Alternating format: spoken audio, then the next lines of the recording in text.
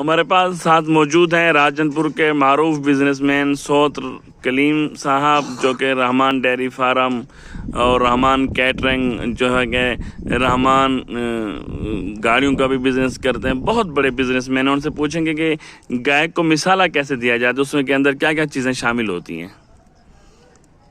کیا حال ہے جی حضرت صاحب؟ ٹھیک اللہ کا کرم، بالکل ٹھیک ہے۔ ویسے ٹھیک ہے، سیٹ ہے۔